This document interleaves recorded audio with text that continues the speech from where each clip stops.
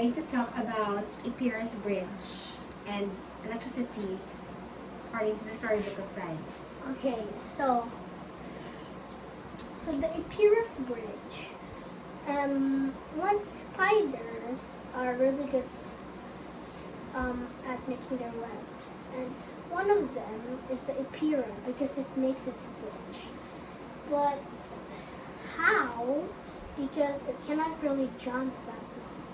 So the Epira gets out its web from its abdomen and then just puts it everywhere until the wind blows it, and the wind will blow it until the other side, and it will straighten it and go back and forth so that rope will be strong enough, and she will also put another one under it, and in the middle she will make her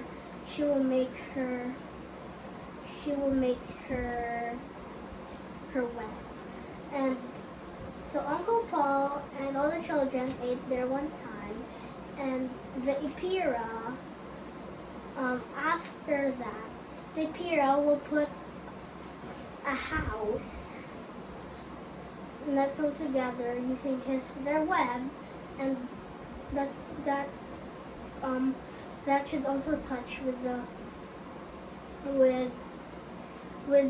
net, with its net, which is its web.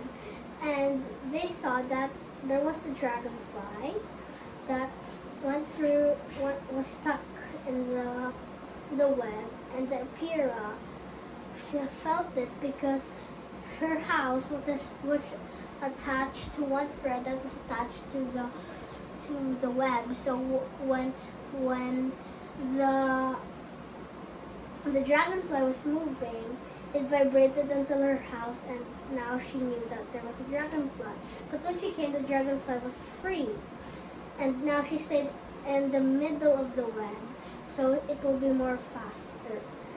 And Uncle Paul stuck a bumblebee, and she ate it with her fangs and bit it, and sooner or later she tied them together, sucked it in the house, and threw out the skin that had no more blood. That's all. Electricity. So Uncle Paul went back with Jules back to their house, and he explained that electricity, you can actually experiment with it, because he took out the wax stick and rubbed it in his clothes, and the paper stick to it, because that is how electricity works.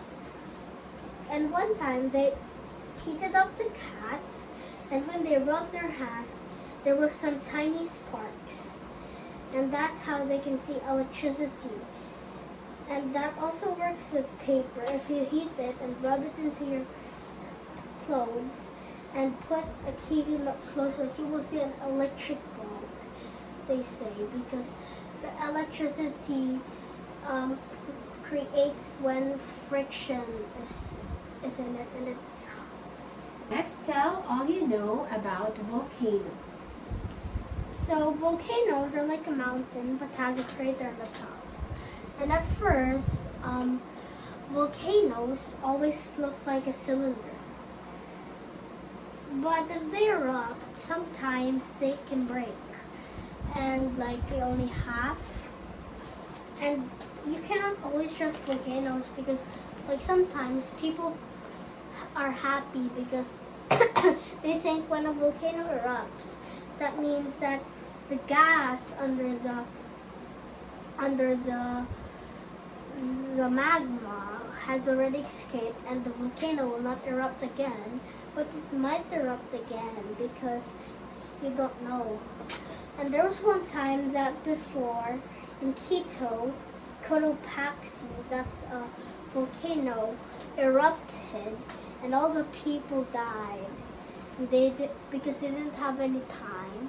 And when volcano erupts, the ground is weak, and so it swallows up everything like mud. Like the volcano pops and the ground sinks. And when a volcano has stopped and the half magma inside has been melted and then has cooled and turned into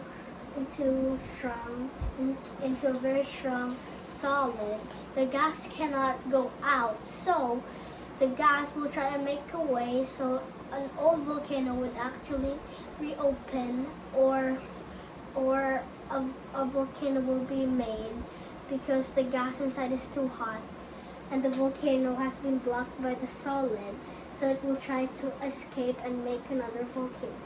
That's all. You're going to tell to nature study that you did this second quarter. So my first nature study that I chose is the tarantula. We found it here in our house, and I noticed it is hairy, and I wonder if it's venomous. And it reminds me